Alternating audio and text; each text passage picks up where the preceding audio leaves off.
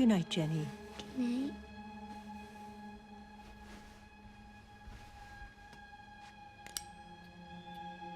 Ever since I can remember, I've had vivid dreams. I'd had this recurring nightmare. I was being chased by someone with a knife. They would stab me over and over in the back. Each time I would feel a jolt of piercing pain. Then I would wake up, and I could still feel that lingering pain. I always thought that everyone dreamt like that. I guess I just thought it was normal.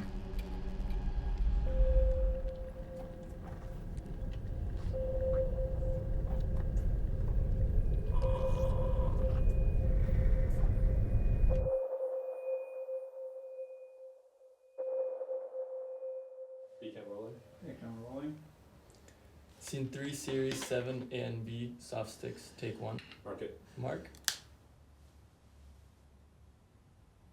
I think I was about 14 or 15 when I started to complain about feeling really tired all the time.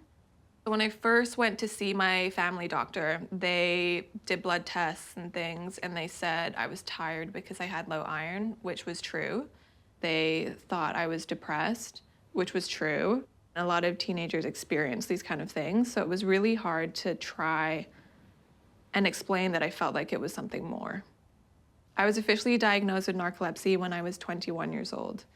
So 7 years after my first initial consultation with medical professionals. Do you know what you're wearing to the sleep study? I think I'm just packing like a lot of comfy clothes, Yeah. but I'm realizing I don't actually have like a lot of pajamas. Not sleeping in the No. nude. Well, that's what I usually do is I sleep naked. Okay, we've got microphone, camera, Yes. adapter. I'm really like so grateful and appreciative that you've agreed to come with me on this and fly out with me, because it's so reassuring knowing that I have like one of my best friends that's going to be there with me and be filming this, especially when I feel so vulnerable when I'm sleeping. So I'm just so appreciative that you're coming. I'm genuinely touched that you wanted me to come with you on this. I'm happy to be there for you. I saw this post on Instagram, and they were looking for people with type 1 narcolepsy to come to Montreal and be part of a sleep study. I knew from the beginning that this study wasn't going to give me any information on myself. The hope is that they will maybe find some answers and potentially find a cure or a cause in my lifetime.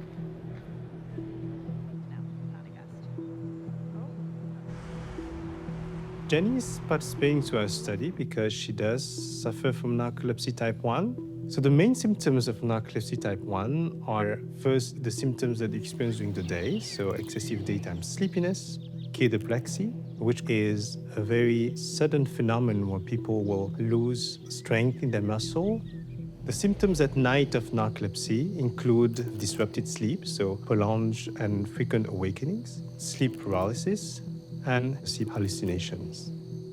People often have odd responses to when I tell them I have narcolepsy. They will often reference movies and laugh and say, "Oh, aren't you like that girl that falls asleep into her food and passes out?" Or they say things like, "So you could fall asleep right now, you could pass out right now." Or they say, "Oh, I wish I had that." I just don't think they realize that it is a disability. Basically, I fall asleep, but I'm not actively engaged in something. So if I'm just sitting and watching or not fully participating or moving, I can fall asleep. It's also affecting my safety when I'm traveling by myself, especially in new places, because yeah, you fall asleep by yourself. You're very vulnerable. Yeah, absolutely. And I think it'll be great just to even just black out some of those windows, even if we have to shoot in the daytime. And we'll get a lot of the sleeping coverage of Jenny during that moment as well. Hey guys, I'm just gonna put myself on mute and turn my video off really quickly, but I'm still here and I'm listening. Okay, Jenny, sounds good. We should probably talk about the exterior. We're gonna have to do probably some... I remember the first time I took modafinil, I was like, oh my God, is this what it feels like to be awake? Is this what everybody's feeling like on a daily basis? Because it's amazing. And I think I went to the gym, I studied, I cleaned my apartment. It really was a life-changing moment. I feel really lucky that I have access to a medication that is not super expensive and it's accessible for me. But I think the idea of potentially having to take medication for the rest of my life is a little scary, especially since I've already started to feel the effects of it wearing off. I am now 3 days out from starting the sleep study, and today is the last day that I can have my medication and also coffee. This is gonna be very new to me, and I've already warned my crew that I could turn into a very grumpy biatch. It's gonna go downhill from here. I'm just feeling really tired and lethargic and having brain fog. Every time I pass a coffee shop on the street, I've been like, I really want one. So I'm counting down the days till I can have my coffee again. I hate that I get this way when I'm not on my medication, that I feel so easily frustrated and easily emotional. I mean, even just talking about how tired I am has made me emotional, which is not usually something I would cry about. Yeah, everything just feels a lot harder right now. I don't even know what I'm crying about. I really don't, but I am. It's really terrifying being told there's no cure or known cause. And I hope by doing the study, I'll maybe get some answers, because I want answers. And I want to know what my future is gonna look like. So your room is located right there. So you can go inside, settle in, you can put your pajamas on. The whole procedure should take about 45 minutes to an hour. I'll try not to fall asleep.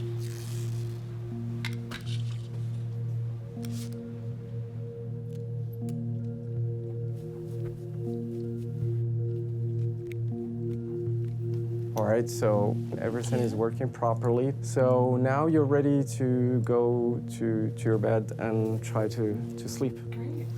Well, good night, guys. Have a good night. Thank you.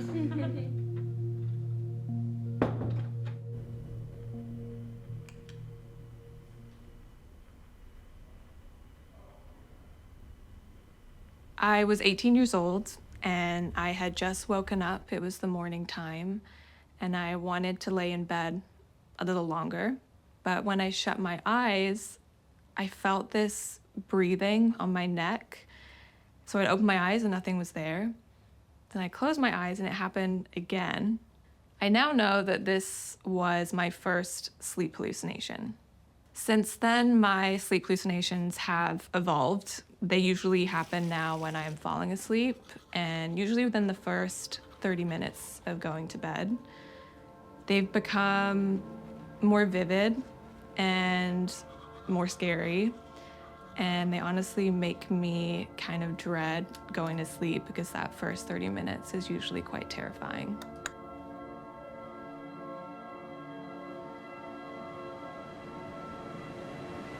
I hear things.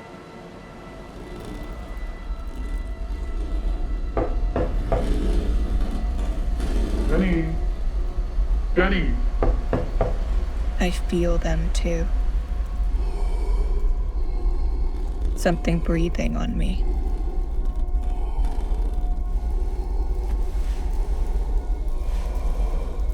I see things.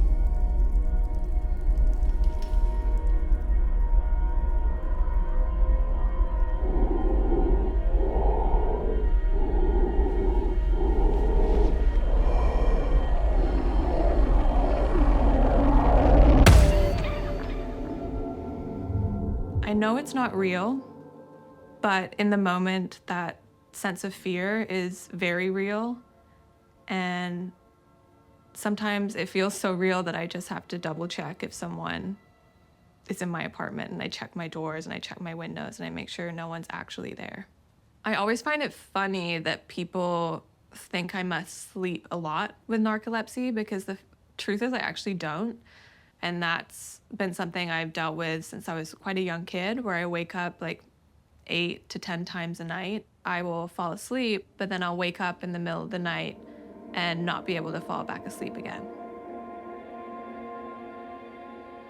It does make me nervous for people to see this, especially people in the industry.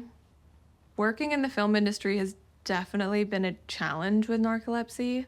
Not only do we work very long hours, we work odd hours. It's becoming increasingly challenging for me to be able to work these very long hours in the middle of nowhere, especially when you are in a position where you have no power. It feels like you're very replaceable as well.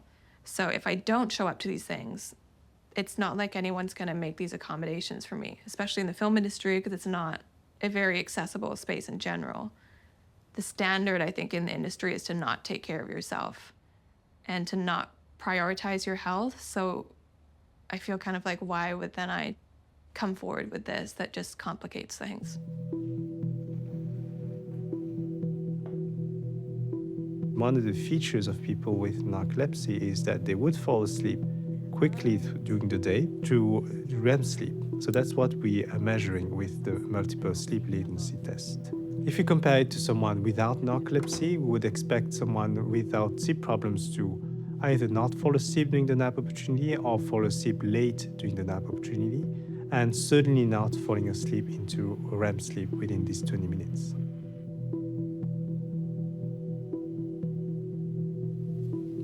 So I can see what the brainwave pattern change like. It's like low, mixed frequency brainwaves. So we can tell she's now asleep.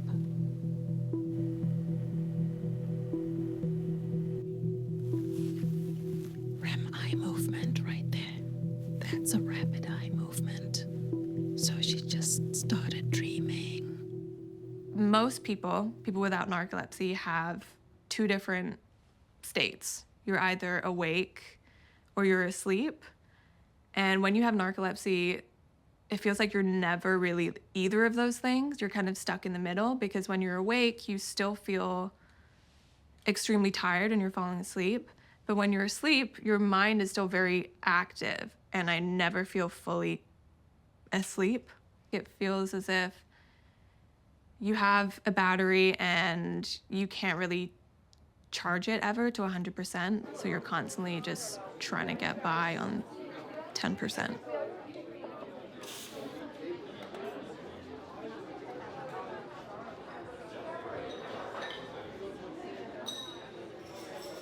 When I was first diagnosed, I think I remember telling myself, I'm not gonna tell anyone, and we're just gonna pretend this isn't a thing. And I very much put up kind of like a wall and became very guarded about it. And I thought if I didn't talk about it, then I wouldn't have to address the very real consequences it's having on my life. So to now talk about this, not only with my friends and family, but on film, it's also making me kind of accept it. Do people around you? Oh, I'm gonna cry. Do people around you know you have narcolepsy? Okay. I don't know how I'm supposed to cry and talk. I think a lot of my friends and family do know that this is something I have, but I never really tell them like the effects that it has on me, because there's nothing really they can do for me. And I just don't want to burden them with everything that's happening, because why? What could they do? I just don't want to upset them. I haven't taken these off in a very long time. The main part of the study is the scanning session. The first series of imaging scans we do with participants are called functional magnetic resonance imaging, or fMRI scans. So fMRI is really not to measure the anatomy, but rather to measure brain function. So people would do the fMRI while doing some memory tasks, while also performing some attention tasks. So we know that sometimes this memory task is difficult for patients because you ask them to do it while they are sleepy during the day, and sometimes it happens that people would fall asleep during the memory task, which of course would affect the way they're able to recall them after sleep.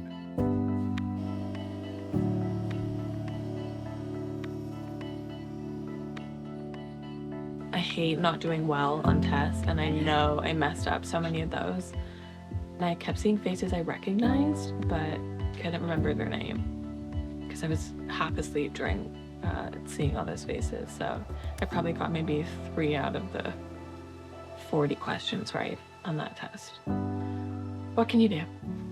It's really hard to like have your brain and your body not do the things you want it to, and to feel like you want to do so much, but you physically can't. That's very frustrating for me. And it's also scary thinking about the future in terms of, will it get worse?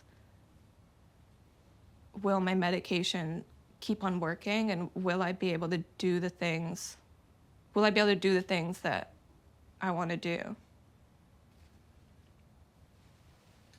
I don't like the person that I am without my medication. I become, like, I feel like I'm not myself.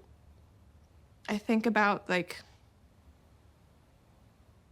who I am, especially when I'm really tired, and it's usually, I get overwhelmed and frustrated and quite moody, and the people that usually see that side of me are the people that are closest to me.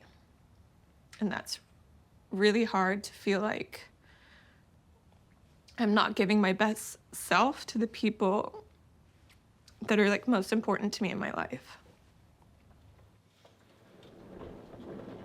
What's the chances of there being a cure in my lifetime? There is some progress and there is some hope. Well, I hope my time here in Montreal has helped.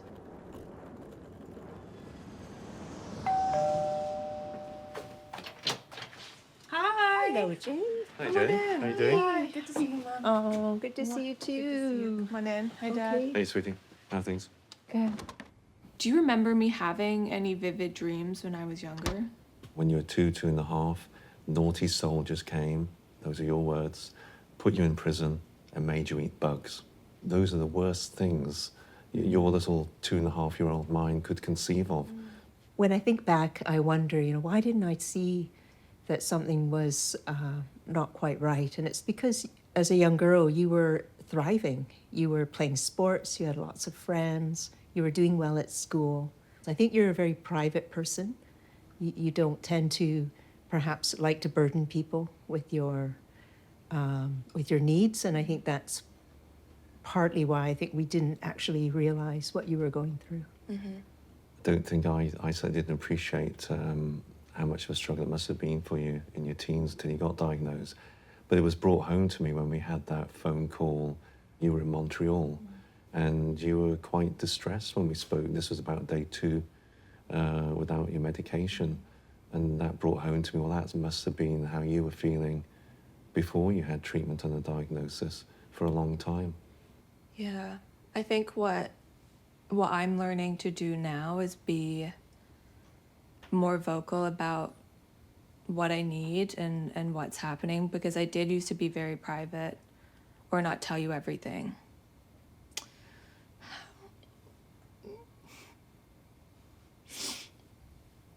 I just hope you guys know it's not because I don't think you don't care. It's because I feel like you care so much that sometimes I don't want to tell you because I don't want you to be upset. But you're my parents and you want to hear these things. We do. And it's better when I share these things. Yeah. I didn't think I was going to cry today. I still feel very bad that we didn't see it. I feel guilty. You shouldn't feel guilty because, like, what I'm exploring in this documentary is like most people don't know. I didn't know. No one knew. And how would you? So there's nothing to feel guilty about. And I'm really, really thankful that I have you both. I'm grateful we have you. Thanks, Dad. I always knew this was going to be very uncomfortable for me to talk about. Like, I've been very nervous about this. And that's why it's so hard, is because I spent so long building up these walls to not talk about it. I'm kind of like, oh God, why did I do this to myself? Why did I put myself in this situation? But I'm trying to remind myself why I'm making this film and why I want to talk about this. And it's because maybe someone will see this who has narcolepsy and they won't feel as alone. I know my narcolepsy will likely not get better. If anything, it will get worse. And I have to accept that. But what I can get better at is managing my narcolepsy and advocating for myself and my needs. I don't want to feel insecure or ashamed of how I show up in the world and to people around me. Masking who I am and my symptoms is exhausting in itself. In a way, I feel really ready and very liberated that this is going to be out there.